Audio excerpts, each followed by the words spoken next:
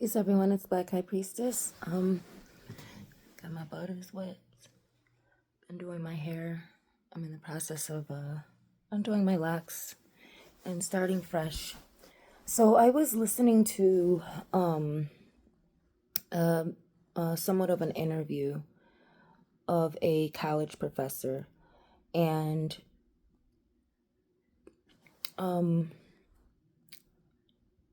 the man and they're middle-aged, so to speak. Probably the lady, probably maybe a little younger than the guy. He seemed a lot more gray, but you can never tell a person's age sometimes. But I say that to say, the discussion, it was a very good discussion about social media and the device of the cell phone in general, and the methods that she uses, you know phone having a phone hotel, so her students can put the phones away and not have them in the classroom, and how there need to be sacred spaces, not just in education, in social life, where we have spaces where you don't need your phone, or she suggested like having, dinner parties with your friends, but the requirement is you leave your phone at home. And I I also do a lot of experimenting, most of it in I do a lot of observing, and I like to experiment to, just to study people. And a lot of that I do on Facebook when I ask certain questions, and I study, who's willing to respond, and the things people are willing to respond to, you know, and how afraid people are to be real on social media. Um, and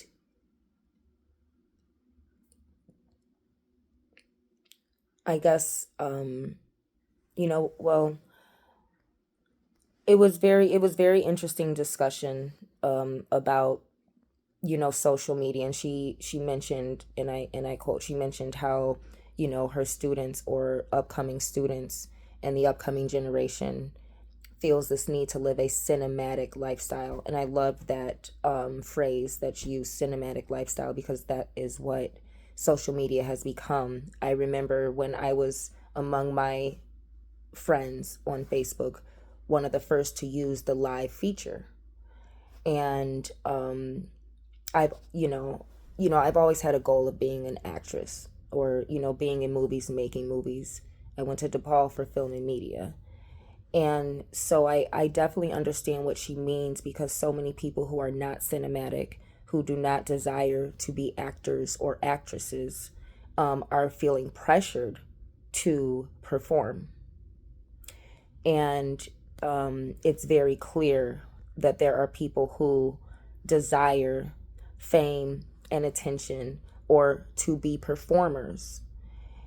And there's people who are following the trends. Um, there came a time where she started talking about how cell phone devices and social media, how college campuses have become sterile, how these things boil over into dating, and how she likes to bring the dorm into the classroom by discussing more of these issues, instead of just, people expect that you're going to be talking about, philosophy and math and all these different things, but how it's very important to talk about social issues and life, and lifestyle with students as part of the learning process.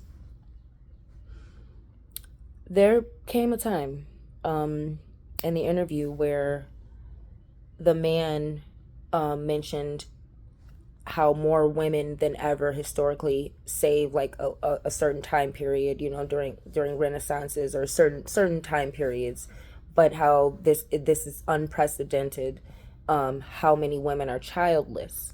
And again, he used the term childless.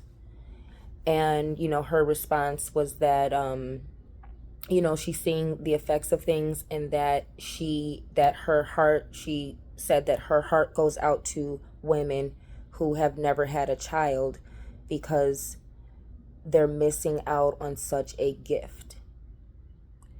That's what inspired me or triggered me to do this upload real quick, because what it did was it reminded me of how I see that, and some things that I've said lately about married women genuinely believing that they are better than women who are not married.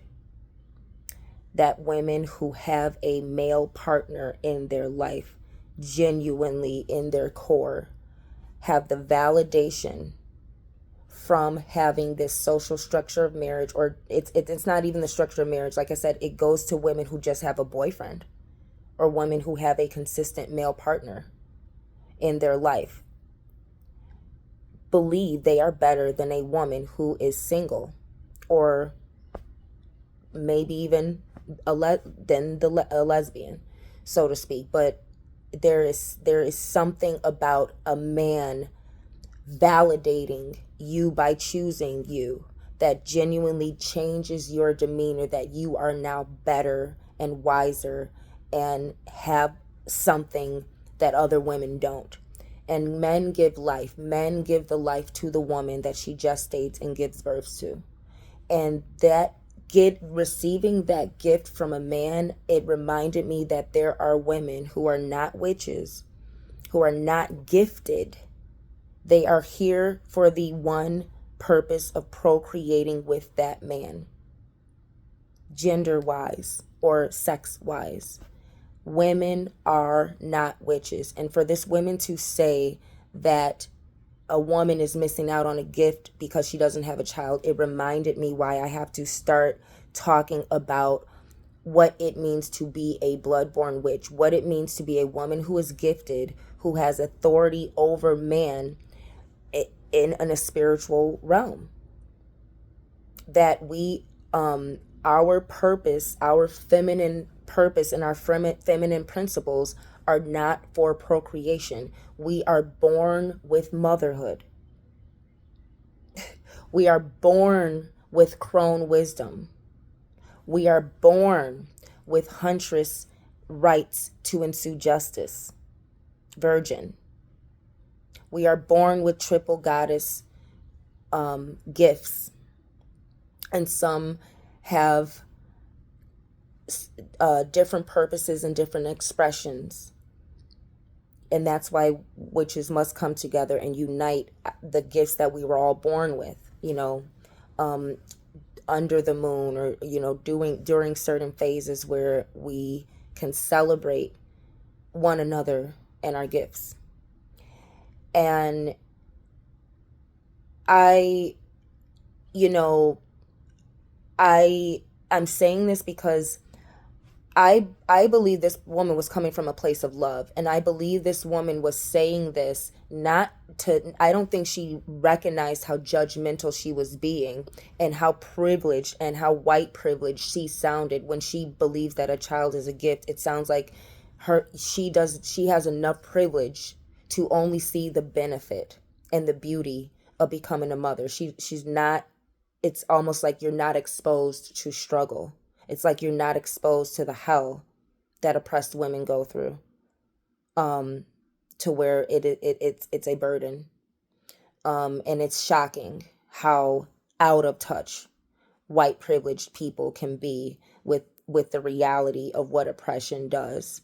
And it reminded me how white people, not white people, white privilege, because white is one thing, that is a privilege. There's different privileges in societies, depending on the status quo.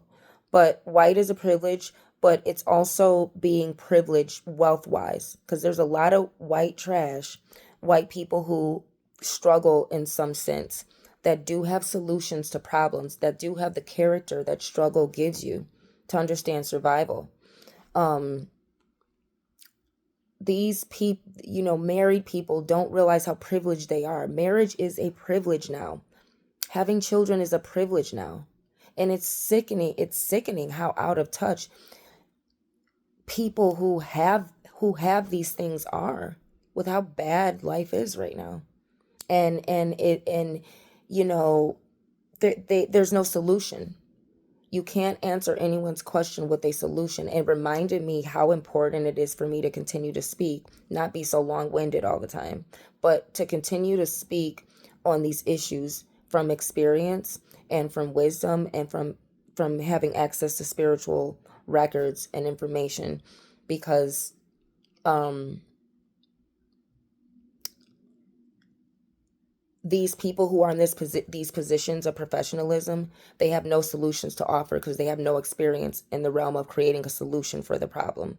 They are actually part of the problem, or they cannot resolve the problem. They're just coasting, watching it go by as they remain in a privileged state to believe that, um to feel bad for people who are different. um and again, being child free, because people say childless and it automatically makes you less, but that's not. Women are child free by choice. And instead of talking about the result of um warfare, social media, men cheating on their wives, men being addicted to pornography, men becoming pedophiles, men disrespecting women. Instead of saying, "Oh, the amount of women who don't have children is unprecedented," why don't we talk about the male behavior that led to it? And before we talk about toxic masculinity, let's talk about the warfare of all these men in power that takes men out of society, not just out of the community, out of society. You're taking the youngest, most viral men and you're sending them off to their death over oil every decade. And this is the result. But it's so easy to talk about women. It's so much easier to just talk about women, talk about the victims. And I think the woman said her statement of "my heart goes out to women who don't have children because they're missing on such a gift." I think she said that out of love, out of understanding the female experience, and out of understanding more on a holistic level. But that's not. Most people are not coming from a place of they are concerned about their daughters. Shira 7 is coming from a place where she's concerned about the world her daughters are living in, about the men her daughters are exposed to. She's concerned about women.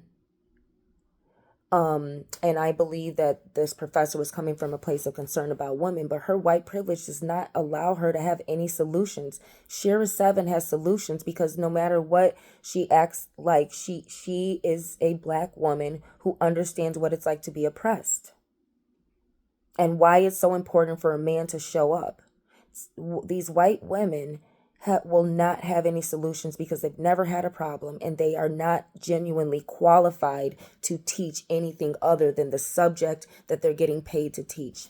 And I think you white people and married people, you need to step out of the conversation and start listening to people who are living the trauma that you like to talk about and judge.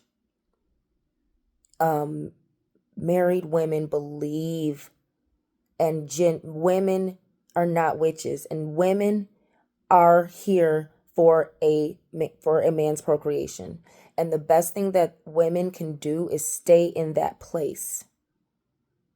Stay in your place, and don't speak for, don't assume, and understand the validation you get from that man does not make you better than another woman. There are some women who have gifts that don't require a man to validate it.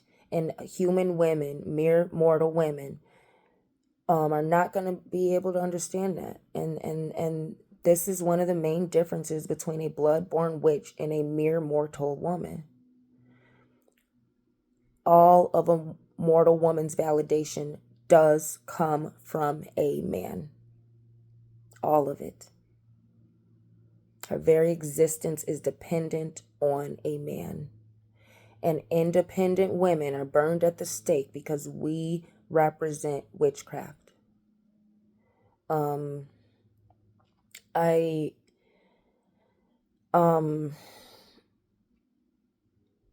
want to reiterate how privileged you have to be as a woman to have marriage, to have a happy marriage and have children. And I think that married women need to really start treading very carefully. And I think the best thing for married people to do is go be happy and get yourself safe and secure. But the more you all get involved in the single dating pool and what's going on, you know what I'm saying, the more likely you are going to end up being in the single dating pool. And I say that to say, without going on a tangent, I see how women who do get husbands don't respect him, don't respect her marriage, are so unruly and so independent minded that they lose their husbands because you're worried about everything but your household. And ladies, stop losing your husbands because you want to behave like a single woman when you are married. You will lose your husband. And you'll, not always to another better woman. He'll just replace you. And a lot of you women, you're single mothers and you're stuck and you have this attitude that you know better than younger single women who are dating or who are, who you single mothers, especially with children who are older and out of the house, and teenagers and children who are old, a lot of you single mothers, it's clear to see, and I'm not talking about women who left toxic, abusive relationships and stuff. I'm talking about women who had a husband. I'm not talking about women who had to do what they had to do when they made a mistake and got involved with the wrong man. We're talking about women who were wives and did not know their place, and that's why you're single. You guys act like that everywhere you go. You're unruly, you're out of your place, you want to take on you want to wear the pants in every situation. You cannot focus long enough on yourself and develop, and what I see is there's some women out here who are not living in reality when it comes to them, thinking they're literally too good to go to coffee with a man and to have a coffee conversation with a man. They're too good for this, that and I see I see the reality of things, and I see that a lot of women are not really in touch with who they are and how they affect other people and what the value of their presence and their femininity is actually worth. And they're not in touch with what value they actually bring to someone.